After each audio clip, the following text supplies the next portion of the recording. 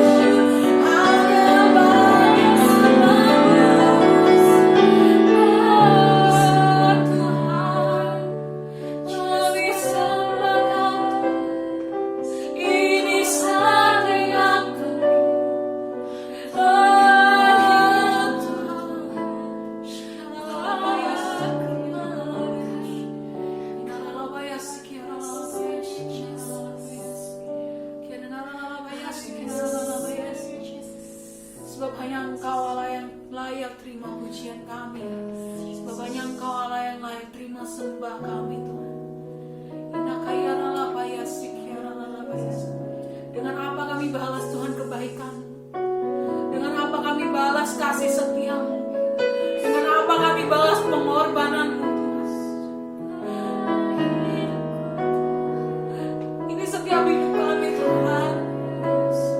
Kami mau di masa muda kami, hidup kami boleh berkenan bagimu, hidup kami boleh layak bagimu Tuhan, hidup kami boleh menyenangkan hatimu. Pakai setiap kami, pakai setiap hari kami. Kami mau menjadi hamba.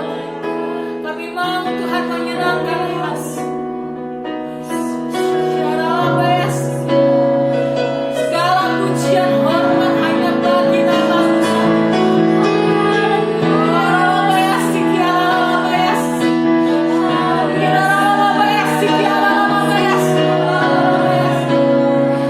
Terima kasih Tuhan, terima kasih.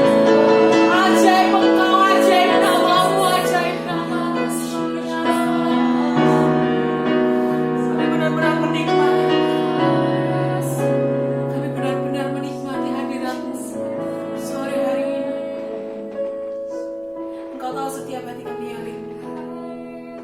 Engkau tahu setiap hati kami yang rindu akan kebenaran-Mu, akan hadirat-Mu, akan lawan. Kami ajak teman-teman yang rindu merasakan hadirat Tuhan lebih lagi. Kita angkat tangan, kita sungguh-sungguh di hadapan Tuhan. Kita buka hati kita. Biarkan Tuhan boleh menjamah setiap kehidupan teman-teman. Biar Tuhan benar-benar menjamah setiap hati teman-teman. Jarak dan waktu gak ada memisahkan kita. Kami percaya teman-teman juga bisa merasakan hadirat Tuhan dimanapun teman-teman berada. Kami percaya teman-teman boleh merasakan lawatan Tuhan dimanapun teman-teman berada. Kami percaya Tuhan, kami percaya lawatan-Mu boleh nyata bagi setiap kami. Lawatan-Mu boleh ada bagi setiap kami Tuhan. Sebab Engkau Allah yang luar biasa, Allah yang hebat, Allah yang tidak pernah tergantikan dalam kehidupan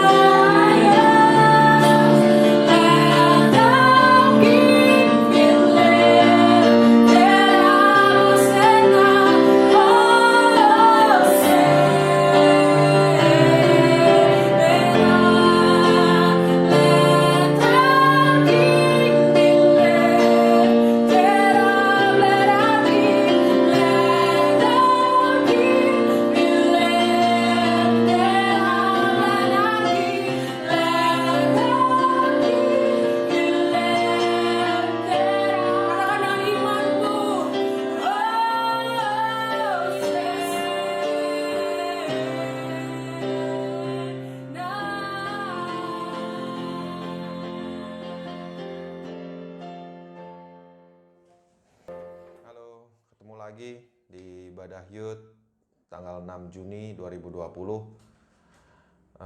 Mari sebelum kita mulai ibadah ini, mari sama-sama kita berdoa. Pejamkan mata.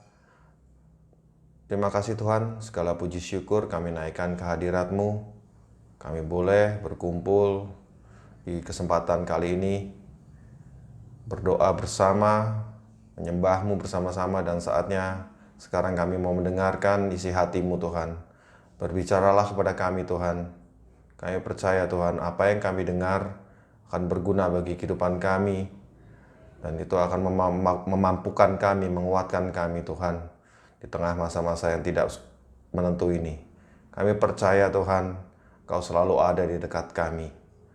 Karena itu Tuhan, pada kesempatan kali ini, biar Roh Kudus-Mu hadir, ada di tempat ini bersama-sama kami, memampukan kami untuk mengerti isi hati-Mu Tuhan. Terima kasih Tuhan, untuk kesempatan kali ini kami semua berdoa hanya di dalam satu nama, yaitu Yesus Kristus Tuhan kami. Haleluya, amin.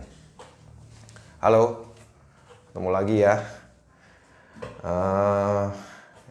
Sore ini Kak Darmawan mau bawa mengenai new normal.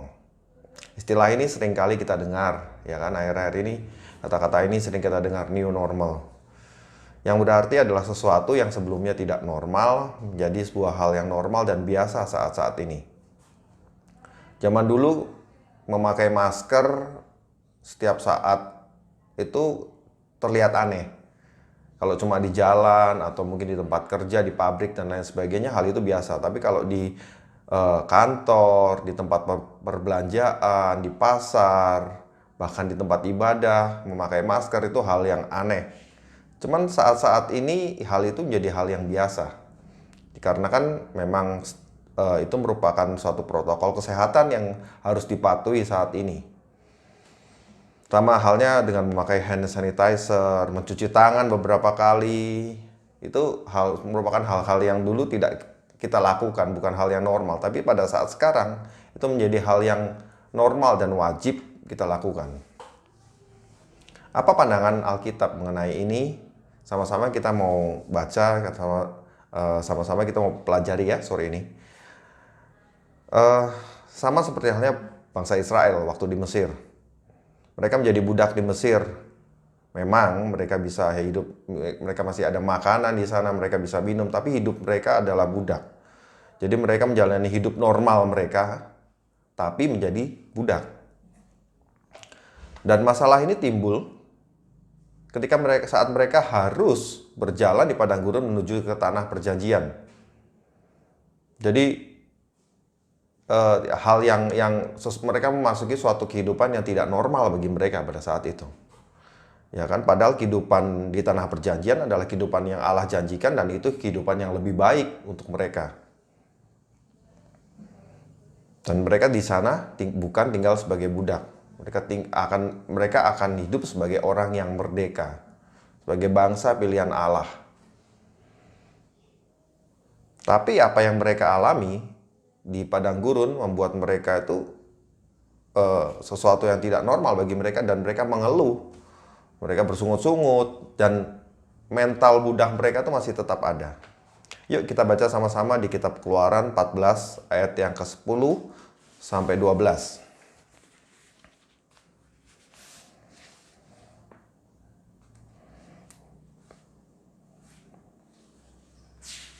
Ketika Firaun telah dekat, orang Israel menoleh, dan tampaklah orang Mesir bergerak menyusul mereka. Lalu sangat ketakutanlah orang Israel dan mereka berseru-seru kepada Tuhan. Dan mereka berkata kepada Musa, Apakah karena tidak ada kuburan di Mesir, maka engkau membawa kami untuk mati di padang gurun ini? Apakah yang kau perbuat ini terhadap kami dengan membawa kami keluar dari Mesir? Bukankah ini telah kami katakan kepadamu di Mesir, jangan ganggu kami, dan biarlah kami bekerja pada orang Mesir, sebab lebih baik bagi kami untuk bekerja pada orang Mesir daripada mati di padang gurun ini. Aneh ya, dipimpin untuk menuju kehidupan yang lebih baik, tapi mereka bersungut-sungut, mengeluh dan menyalahkan Musa. dalam hal ini. Ya kan, padahal ini mereka begitu takutnya terhadap Firaun karena Firaun mengejar mereka. Dan setelah mereka singkat cerita, setelah mereka bisa melewati Laut Teberau, ya kan, berjalan di tengah Laut Teberau, dan Firaun dan para pengejar mereka, bangsa Mesir mengejar mereka sudah tidak ada. Mereka bisa bernyanyi-nyanyi setelah itu malahan. Ya, setelah itu kembali bangsa Israel mengeluh lagi. Kita baca di Keluaran 16 ayat 2 sampai 3.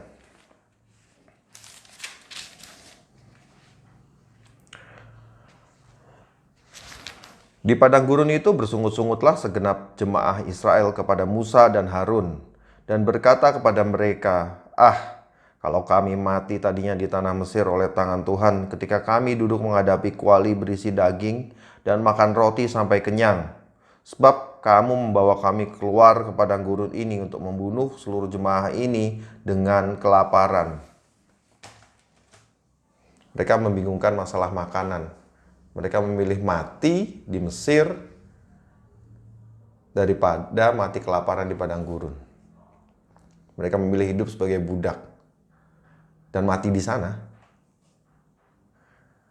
Dan belum selesai, setelah selesai, lalu Tuhan memberkati mereka dengan mana, dengan burung puyuh. Setelah itu di Keluaran 17 ayat 2 sampai 3 kita baca lagi, mereka mengeluh lagi, bersungut-sungut lagi, dan mereka mulai bertengkar dengan Musa malah di sini. Yuk kita baca sama-sama ya, Keluaran 17 ayat 2 sampai 3. Jadi mulailah mereka bertengkar dengan Musa, kata mereka, berikanlah air pada kami supaya kami dapat minum. Tetapi Musa berkata kepada mereka, mengapa kamu bertengkar dengan aku? Mengapa kamu mencobai Tuhan?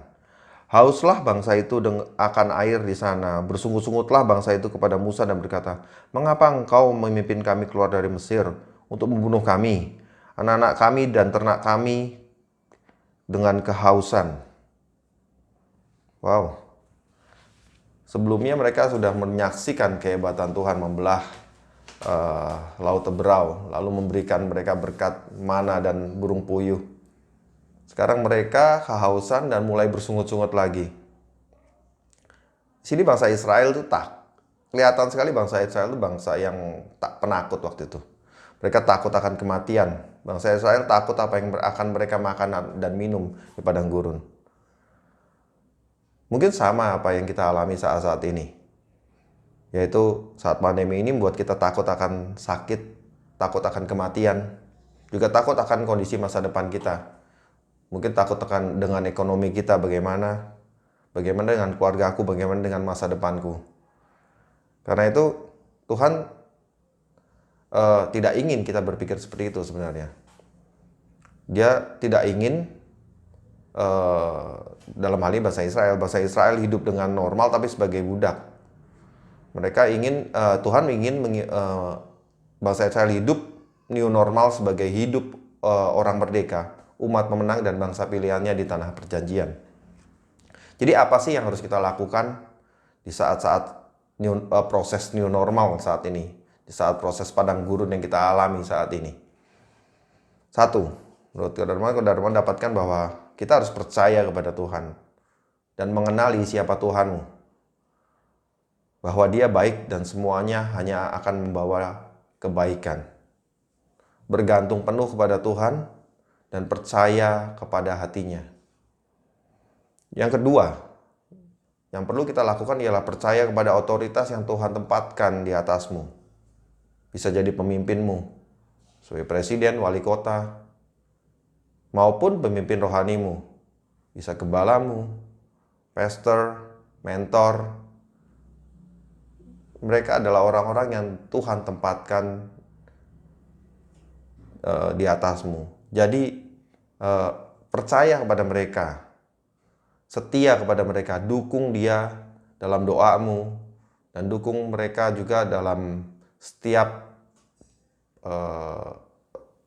usaha atau setiap program yang mereka berikan kepadamu. Percayalah bahwa itu akan mendatangkan kebaikan bagimu.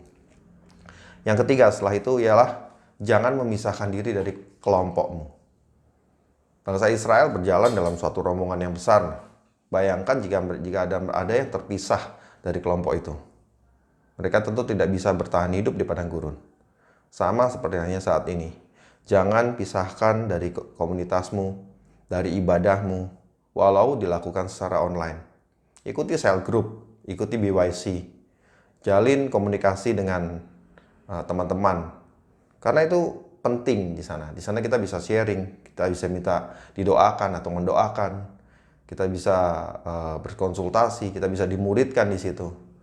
Yang penting jangan terpisah dari komunitasmu. Yang keempat, berjalan di padang gurun kita harus saling membantu. Tidak bisa kita hidup sendirian di saat itu. Karena itu di saat-saat seperti ini kita perlu memiliki hati yang penuh kasih. Bantulah dengan apa yang ada di tanganmu untuk orang-orang di sekitarmu. Perhatikan siapa yang membutuhkan bantuanmu. Jadilah berkat dimanapun kalian berada. Bisa di tengah keluarga, tetangga, antar jemaat gereja, bahkan kepada orang asing sekalipun. Jadi di sini new normal sini membuat kita memiliki cara hidup yang baru. Kita saat-saat ini memiliki cara ibadah yang baru, yaitu dengan cara online. Kita mungkin saat ini beribadah tidak dilihat orang. Bahkan kita tidak beribadah pun orang tidak tahu. Mungkin hanya orang rumah yang tahu dan Tuhan yang tahu. Jadi sama halnya juga dalam bekerja. Kita juga mengalami apa yang dinamakan cara bekerja yang baru, yaitu work from home. Jadi memang ada beberapa bisnis yang mengalami kesulitan. Tapi juga ada beberapa bisnis yang berpeluang bagus di masa-masa seperti ini. Karena itu kita harus jeli melihat kesempatan atau kondisi yang terjadi di sekitar kita. Karena krisis dalam bahasa Cina itu memiliki bunyi Weiji. Wei itu berarti adalah bahaya, Ji artinya kesempatan. Jadi itu kembali ke kita. Kita mau sibuk atau bingung mendiskusikan bahayanya, atau kita mau sibuk mencari kesempatan di masa krisis ini. Percayalah bahwa dalam setiap kesulitan pasti ada kesempatan. Di sini kita juga belajar, kita juga ada cara belajar yang baru di sini, yaitu cara belajar dengan cara belajar di rumah. Anak-anak mengalami hal-hal itu semua saat ini. Anak-anak harus belajar di rumah tanpa diawasi guru, atau bisa dengan tatap muka online. Dan yang lucu di sini anak-anak malah kepingin untuk balik ke sekolah. Itu yang terjadi karena anak-anak saya menginginkan untuk kembali sekolah. Mereka komplain, mama mereka lebih galak dibanding guru-guru mereka. Atau bahkan para mama-mama yang takjub kepada para guru. Bagaimana para guru bisa menjinakkan anak di sekolah, duduk dan belajar.